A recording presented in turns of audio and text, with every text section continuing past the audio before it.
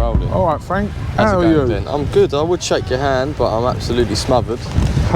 This morning we've just started our dredging and excavation of all the silt in our lakes. We've got long reaching, 2 dumpers, then a hydro stall to pump out the water. As you can see this morning, and this is what we could get on this bank. We've got all the fish out and whatnot. There's roughly about 3-4 foot of silt, and that's like accumulation of over 2 decades since the place is opened. So, this is the first one you've done? This is the first lake we've done. This is sort of like a neglected stock pond it was. There's no big fish in here. Well, there's nothing in here now, but there wasn't any big fish.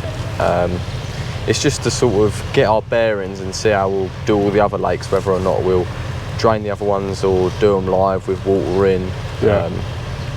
But yeah. Yeah, it's a bit awkward, isn't it? When you're doing the first one, 100%. You're learning all the time. Yeah, I mean, we've got a team around us of good machine drivers, including myself. Yeah, we're getting there all right. Yeah, it's a lot of work, mate. Yeah, definitely a lot of work. I can't imagine the amount of silt that's going to be coming out of these lakes, but what is good is there's going to be a reuse of the silt as well. We've got a couple of acres, well, not a couple of acres, more than that, of just ground that we've built up, and we're going to put the silt on. It's very fertile, nutrient dense ground that we'll probably be able to plant like native trees or an endangered sort of plant or whatever, I don't know. But we're more leaning towards hopefully doing like a pumpkin patch or something. Yeah. So that's just an idea for the moment. Yeah, it's just going to improve the fishery, isn't it? Oh yeah, definitely. The reason we're doing this silt is it's just to improve the water quality, improve the fishing, and I mean there's more water capacity, so the lakes aren't overstocked, but also the fish can grow to their environment. It's not just going to be flat like you see here.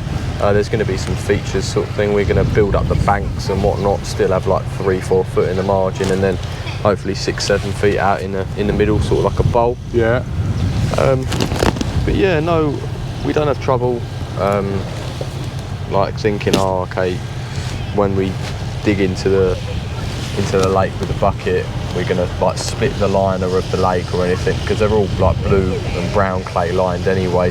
And once they're wet, they're never going to crack unless they dry out. Right. But so how deep are they down? I mean, I could hop in. I could hop in.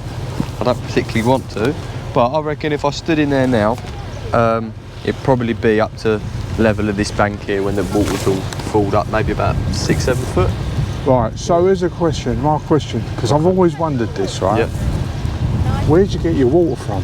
How do you put water back into a lake when it's dropped so low? No, I understand. All you need is really an inflow. We don't have any weirs or anything, which is, I don't know how to explain it. It's just like a canal or something, like a running water into the lake. We're hopefully going to be installing a borehole. So a borehole is just you drill down and then you get a tap from the water table, essentially, in layman's terms. But yeah, I mean, we've got enough water. I've calculated it, like with the volume and whatnot, with the, I don't know, the depths and the widths and all of that in the lakes. So we can like swift the fish over to other lakes as well as the water with the pump whilst we do these lakes. But all you can really rely on, because we don't have any natural inflow, it's just like a closed lake, a closed pond as such, is the rain, and then when we get a borehole in, I suppose. Yeah. So it's not a case of like doing a rain dance and getting more rain? No. I wish it was. I wish it was like that. I wish I could snap my fingers and there was, I don't know, it was filled up to the brim. Yeah. No, but what's going to help the lake getting this silt out is purely there's too much nutrient in the silt, because it's just an accumulation of like fish poo and bait and whatnot. Yeah. And what that does is that makes all the water cloudy. It takes the oxygen out of the water. It's just a pollution. Although if you add something called agricultural lime to it, it sort of stabilises the pH and it makes it more like firm, because that's really soft. You could pick that up and it's still like, I don't know, slush through your hands. It's got the consistency of like a really thick milkshake. Yeah. So yeah, You just sink in it, and as well, I suppose it improves the fishing. Maybe like when you cast and you present your rig, your lead's not sinking in the silt as well, or whatnot. That is a problem when that happens. Oh, I know. I'm really looking forward to seeing all this work done. So am I. It's a bit of a challenge as well because we've never done it before. Well, we've said it quite a bit. Is there anything you want to say before we go? Let me think. I'm excited for what it'll look like next season. Yeah, me too. Yeah, I'm excited for, I don't know, hopefully new people come down to the fishery and try it out and see what the new waters are like then. Yeah. You know what I'll be here every day then.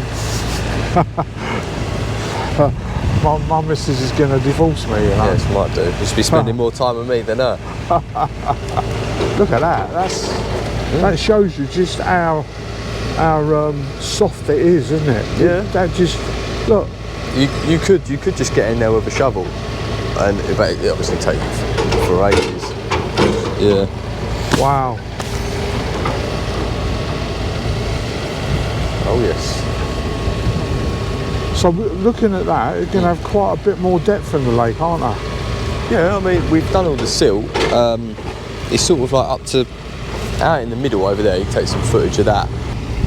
You can sort of see where the silt is and where we've dug it out there.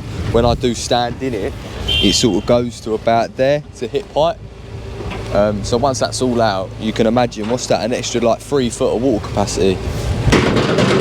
An extra 3 foot for fish to grow. And also, our lakes are too shallow for them to have like different oxygen levels at different heights and whatnot, because like bigger lakes, you've got it where there's like a sweet spot. That's why people zig fish, like in between. That's where they've got the most oxygen, like in the water. I don't know. Thank you very much, Frank. Thank you very much, Glenn. I will put that together for you. Ooh. Look at that lot. It just shows you how soft that is, doesn't it? Oh, I know. It's like it's just like a milkshake.